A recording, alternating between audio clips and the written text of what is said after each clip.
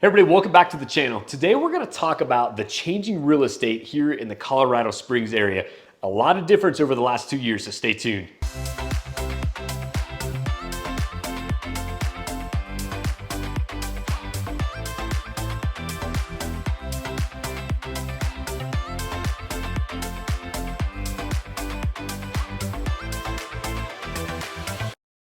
All right, so hey, like I said, today we're going to talk about what we think kind of this changing real estate in the El Paso County, Colorado Springs real estate landscape is going to look like.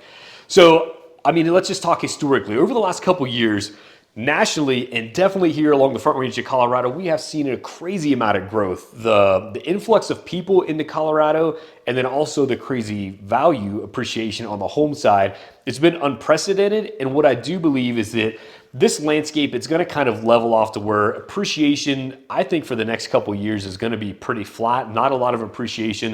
You just kind of need this little bit of an adjustment period to kind of make up for the last 2 years that we had, where, like I said, just unforeseen appreciation level. A lot of different factors played into that. But I think we see things level off, and then I think we see the market kind of get back to what historically has been a little bit of a normal market from the standpoint of, maybe that like 4 to 6% appreciation annually in the housing market here in Colorado. Now, obviously, there's a ton of factors that could change that. We don't know what like what rates are going to do and all that stuff. So I don't want to get too far down the rabbit hole, but I just want to talk at a high level of what we think things are going to do here in the next couple years.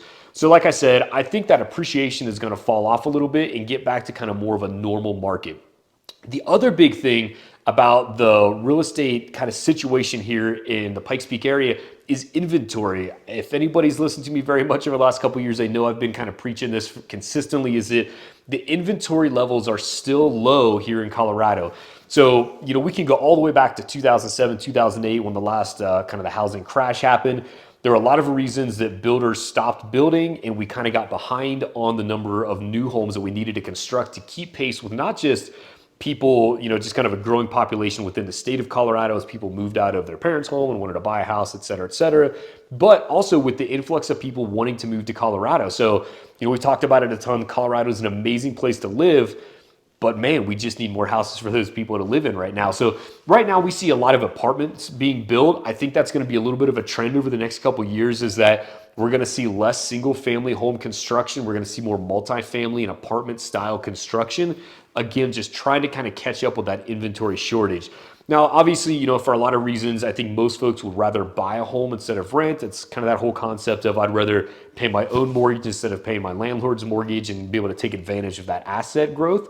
So inventory is still very limited, and I think that's going to continue to be the case for the foreseeable future. I don't know what the number is. We could probably look at this statistically, but I do know that there is a very large shortage on the new construction side to keep up with the growing population. And I don't see that changing anytime soon. Builders are real hesitant right now, just kind of not knowing where the economy is going.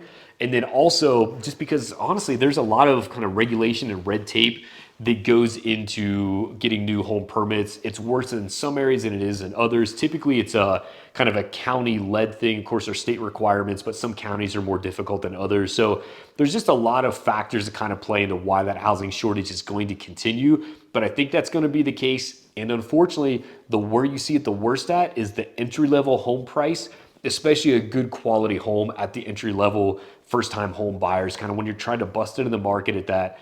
And it's crazy, I'm going to say $350 to $400 for entry level, but in Colorado, that's kind of the reality now. So especially at that point in the market, man, there's just so little to pick from right now. And I think unfortunately that continues to be the case. Limited inventory for the foreseeable future. Two other things that I really want to kind of highlight to people is just that, yes, the real estate landscape in Colorado is definitely changing, but it's getting kind of more back to a healthy market. So these are two things that I want to highlight just from chatting with our clients here over the last couple months, is that if you are going to sell right now, number one, realize it's changed. It's not 6 to 9 months ago. It's not the summer of 2020 anymore. So you are not going to get the price that for your home that you probably thought you were going to get in your head if you started thinking about it, like I said, 9 months ago, or even all the way back to summer 2020. We're getting back to a little bit more of a balanced market. Believe it or not, it's still kind of a seller's market if you look at the data.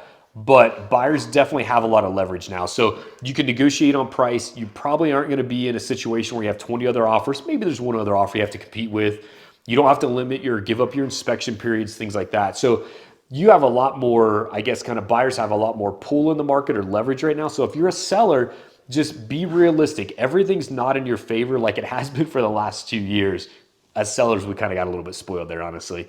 So that's on the sale side. And then on the buy side, you have to realize it's not 2009. Yes, the market has definitely shifted a lot from the last 2 years, but we're not in the crazy housing crash like we were in 2009.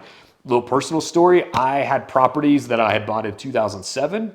Didn't turn out that well, but there were properties I bought in 2009 that I got really good deals on. So just realize if you're a buyer right now, you might find a deal if you look hard enough for it. The word deal, that's pretty subjective anyway. So just realize that it's not 2009, not everything's in foreclosure right now, and there is still demand. I know in other parts of the country, the level of demand is probably more suppressed than what it is here along the Colorado Front Range. But man, here in Colorado Springs, there's still a good amount of demand. So yes, homes aren't getting as crazy offers as what they were last year, the year before, but they're still getting offers if they're priced appropriately. So that level of inventory, it's not limitless right now. There is kind of a finite number of homes, obviously, and it's not 2009. So buyers, be realistic as well. Understand you can get a deal, but it's not going to be something in foreclosure for half price of what you think you're going to get it for. And another thing that, while there's a lot of change around Colorado Springs, and there's, the downtown area, if we back up 5, 6, 7 years ago, there really wasn't a ton of demand for downtown Colorado Springs. So that whole landscape has changed a lot as far as what areas in Colorado Springs people are looking for kind of on a holistic level. There's been a ton of revitalization. Areas that weren't that desirable are desirable now. But one thing I'll tell people is that those areas that historically kind of forever have been the most desirable in Colorado Springs are still the most desirable. So if you are thinking, man, I want to be really close to Fort Carson so I don't have to drive very far to work, that's what a lot of other people are thinking right now too. If you're thinking, man, I'm going to be working at the Air Force Academy, whether you're in the military or a civilian, a lot of other people are looking to buy in that Northgate area. And then if you look out in Black Forest, it's always in demand because there's just a limited number of properties out there that are in the trees. So there's always a demand for that. So depending on what part of town you're looking to buy in, the ones that are the most desirable historically are still the most desirable. So if your budget doesn't support that, you might have to kind of look on the outskirts of that, try to kind of predict where the revitalization maybe is going to happen, and try to get into that market where it meets your budget and it still checks a lot of the other boxes for you. So I think the big takeaway is that the real estate market overall across Colorado and nationally, but Colorado for sure, it's changing. It's not the last 2 years. That was a little bit of a kind of a blip on the map, an anomaly, if you will. So don't expect it to be the same. If you're a seller, be realistic and understand the market that we're in. If you're a buyer, just be realistic and understand it's not 2009 right now. And don't expect these crazy levels of appreciation that we've seen, and understand that at least in our local market, inventory levels are still going to continue to be super, super tight. So like I said, the last 2 years was a little bit of an anomaly. So just make sure that you're talking with someone that knows the local market, somebody that's a true professional if you're thinking about moving into the area, because man, we know that housing is such a big factor whenever we're thinking about where we want to move or what job we want to take. So I mean it sincerely. Please don't hesitate. Call, text, email, hit us up in the comments. Reach out however is easiest for you. And as always, if this information is good for you, if you like the value that you're getting out of it, please take the time, subscribe to the channel, hit the little bell so you get all the notifications. We just want to let everybody know that we're here for you, here to help you out if you're coming to Colorado Springs.